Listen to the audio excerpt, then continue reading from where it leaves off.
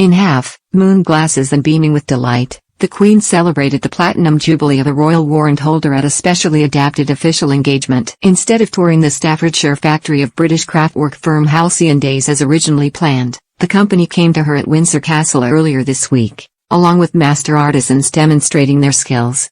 It is the sort of engagement the British public are likely to see more of, as the Queen, who will be 96 next month, uses a walking stick and struggles with her mobility to get around her kingdom. Her people will increasingly have to come to her instead of hosting her visits.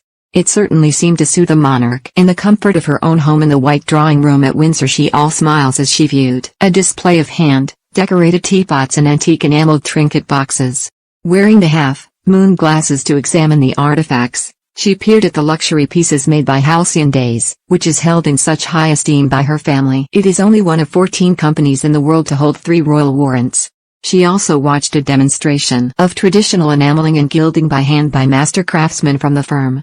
The Queen was due to visit the Halcyon Days factory in Staffordshire in 2020 to mark its own Platinum Jubilee of 70 years, but plans were put on hold when the pandemic struck. With mobility an increasing issue for her, the extended audience at Windsor on Wednesday was a rethinking of the original engagement to showcase the factory's work and skills. Dressed for spring in a silk floral day dress and wearing her favorite 3-string pearl necklace, the Queen appeared in her element, smiling broadly as she was shown the presentation.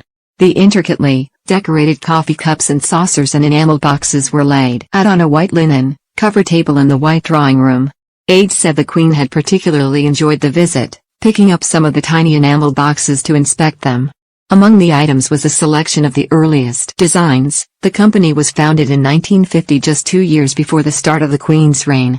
Inspecting antique pieces, the Queen held a small oval Windsor Castle trinket box with a red base, decorated with a black and white painting of her favorite royal residence. She also picked up a larger rectangular trinket box, edged in lilac, featuring 3 color portraits of her late mother, the Queen Mother, as a young woman. The Queen Mother was an avid fan of the firm's creations, and first commissioned an enamel box in 1970 of her London home Clarence House. Other members of the royal family soon followed suit, and the Queen Mother went on to issue the company's first royal warrant in 1972. At the audience, the Queen also saw Halcyon Days' first ever year box, from the Silver Jubilee of 1977, and viewed new Platinum Jubilee pieces which are dark blue and painted with platinum flowers of the realm.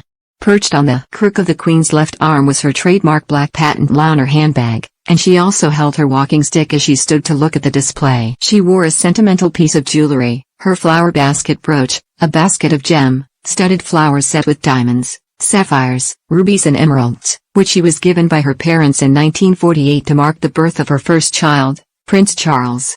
Peter Harper, owner of the firm, and Pamela Harper, chairman and chief executive, talked the Queen through the pieces. Princess Alexandra's granddaughter Zniska Mowat, who is the company's head of marketing, was also present. Established to revive the artisan craft of enameling on copper, Halcyon Days master artists employ traditional techniques which have been handed down for generations.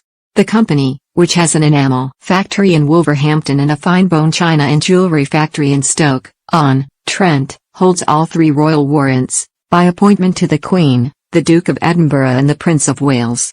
It is the only supplier of objet d'art to the royal household. The event was the Queen's first official face-to-face engagement with a number of people for more than 7 weeks since her Platinum Jubilee reception at Sandringham House. She contracted COVID in February and also spent more than 3 months from October under doctor's orders to only conduct light duties. The Queen is hoping to attend the Duke of Edinburgh's memorial service at Westminster Abbey on Tuesday, but it is likely she will make a final decision on the day on whether she feels well enough